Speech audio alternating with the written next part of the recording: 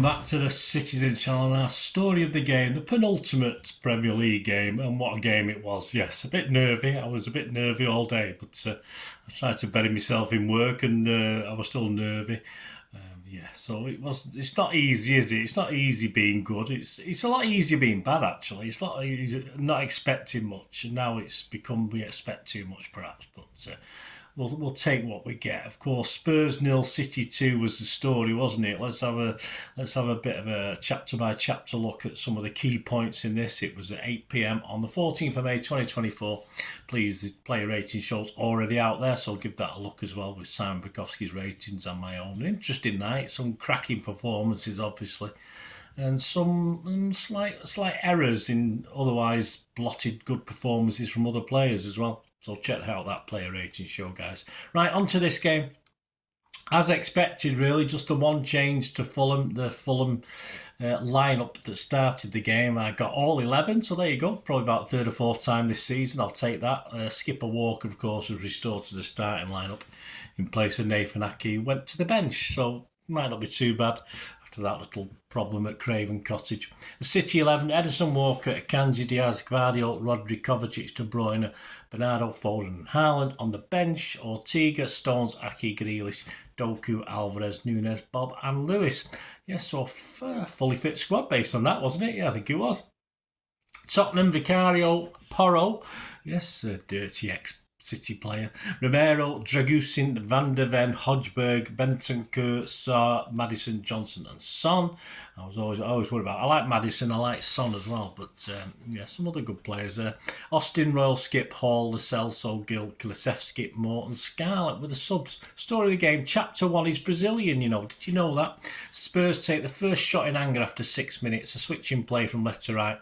Brennan Johnson plays the ball inside to Bentancur, whose drive is palmed reasonably comfortably over by Ederson. It was Ederson. It's been a long night. I've not slept very well. Ederson, of course, a little bit close to him, so he was okay with it. If it had been another yard or two either way, he might have struggled a little bit, but no problems. Chapter 2, Walker, yes, 14 minutes. Foden plays the ball out wide to Walker. Acres of space, and I've got to allow the fact I think he's carrying an injury, I've been told, which puts doubts on certain other players in the squad who are not getting a game if Walker's playing injured. Acres of space, but rather than sort of run more directly at goal, he seems to just dawdle along as though he was, willing to get to the edge of the area and cross it rather than challenge the goalkeeper, make the goalkeeper make a decision as well. So he sort of, rather than running diagonally straight, and this might be because of the injury. Of course, when he gets to the area, Haaland is there at the back, but he pulls it back straight to the feet of a Spurs player who just happily says thank you and clears it. But I think he did 2 or 3 good little runs down that right. But we know Walker, don't we? Walker's not going to change now from, his end product usually is pretty poor, and that's always been the case. But you just think he could have done better. Chapter 3, a strong arm. 16 minutes, Hodgberg slices a clearance horribly. So the ball spins up in the air before dropping kindly for Foden. I think Foden did pretty much what he could do. His volleys kept out by Vicario, but he made himself big. He just stuck out an arm, hit his arm. And of course, I don't think Foden could have done that much better. If he'd probably mishit it a little bit, it might have gone in the net. But a good making himself big thing from the keeper there, a bit like a cat who flossed himself up, isn't it? Or the old Schmeichel days when he started doing it, of course, this when it became popular. Chapter 4, no glory for Gvardiol this time. 39 minutes to say that was from 16 to 39 minutes. There wasn't a lot going on, was there? There was, but it was a bit cagey and nervy. Gvardiol connects with a diagonal from the right at the far post, but shins it high and wide of the goal, of course. The option could have been there to play the ball back across the face to Haaland, who was there. That was available to him. He could have perhaps controlled it or took a touch to control it, but he seemed to have gone for glory for me, which is understandable with, 5 goals in the last 7 games. But it wasn't the easiest ball to control or even get a shot or get a cross or whatever. So, he's a centre-half come left-back, isn't he? So what do we expect? We probably expect a lot more after them 5 goals, but a bit of a waste, but only a half chance really. Half time 0-0, and I must admit towards the last 10 or 15 minutes of that first half, I was praying them to get into half time 0-0 and hoping for some sort of Pep masterclass for the second half, because I thought we were struggling that first half.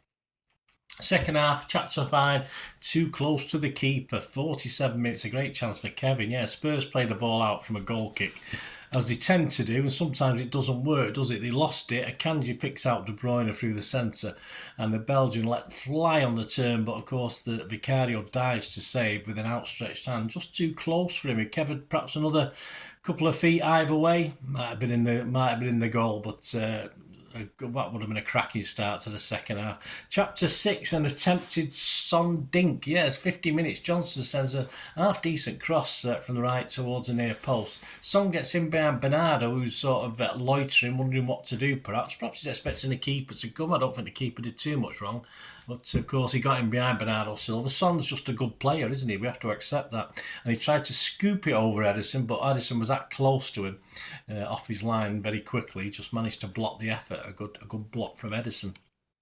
Chapter 7, yes, it's glorious. A City League goal at the Spud Stadium. What more can we ask? 54 minutes, Phil Foden attacked down the left after a mistake from Romero. Yeah, who sort of was a bit weedy in a 50-50 ball with Foden.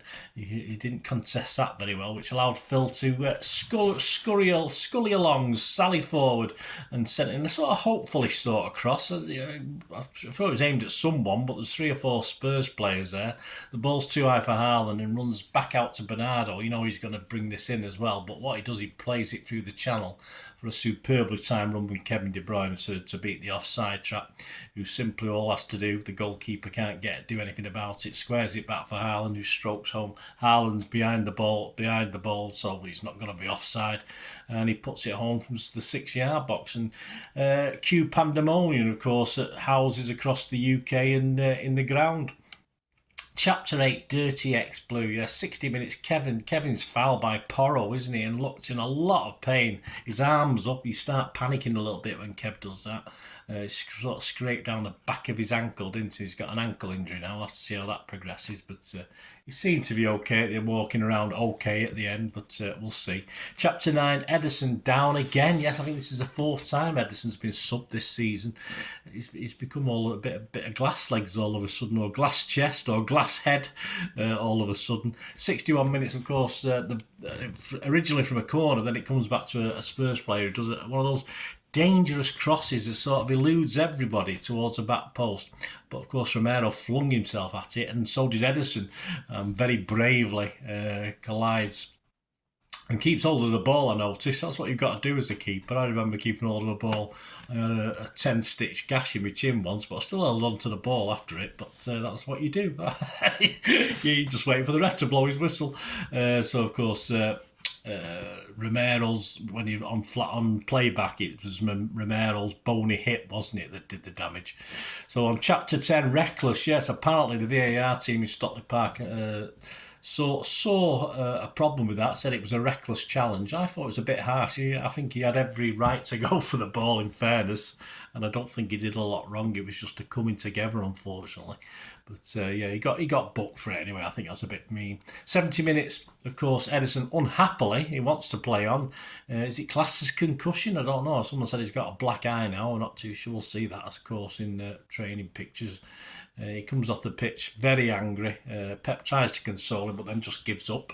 I think the keeper coach tried to console him. He sort of gave up and just left him to it. That's the best thing you can do. And of course, Ortega came on. What a replacement. And Doku came on as well, which I thought was an unusual substitution. I wouldn't put Doku on, but that's why Pep gets paid the big bucks. He knows better than me, doesn't he? Chapter 11, Stefan keeps his legs shut. He does. 73 minutes, a Kulusevski shot from a tight angle. First great save by Ortega. Again, blocked it at the near post. It looked like it might just sneak through his legs. But if we were playing with number 5 ball we play with now? We're playing for a number 3 ball, a bit smaller. It might have gone through his legs, but we're okay because it was a number 5 ball. But so he quite happily dropped down it and made a good save. Chapter 12, well, it was a Kanji cock-up, wasn't it? 87 minutes. I've seen a couple of things on social media, Arsenal fans not happy about that. And I'm not surprised because I wasn't happy about it either. Switched off a Kanji. He was probably thinking of his 4-peat bonus. Perhaps he was possibly thinking of his beach holiday that's coming up. I'm not too sure. But he was robbed of possession. And if you want the ball to fall to anyone, you don't want it to fall to Son, do you? Who rampaged forward. Clean through, under pressure though, because that's what it is. It's late in the game. You're 1-0 down. And he's a cracking player, but under pressure, a one-on-one Ortega did everything right, got his angles correct.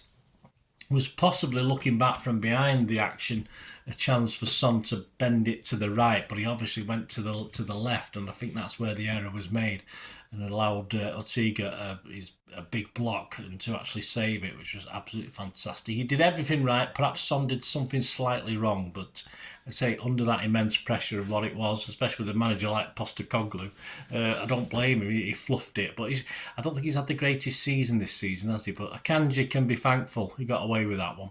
Chapter 13, chance of another glorious goal. Yes, 89 minutes.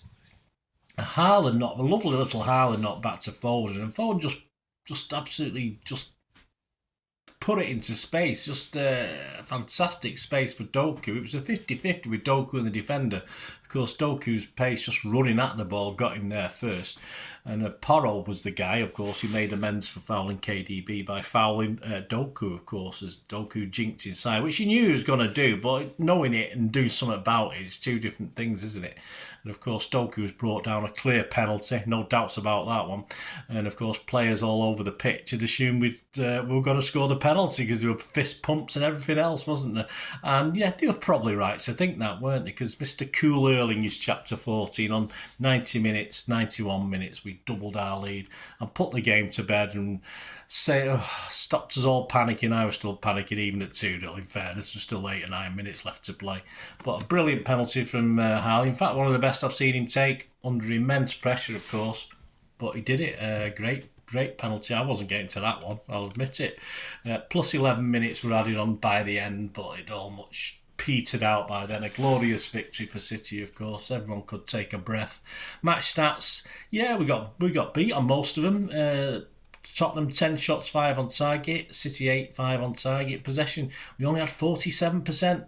I don't think I'm not even sure that's happened before this season. Even Villa, when they pummeled us, I don't think it was rare anyway. You can probably count on one hand, definitely on 2 or 3 fingers, how many times we've had less possession than the opposition. But all credit to Spurs, they give it a go today. Don't think they didn't. I mean, the players and Postecoglou, you could see from his emotion, wanted this.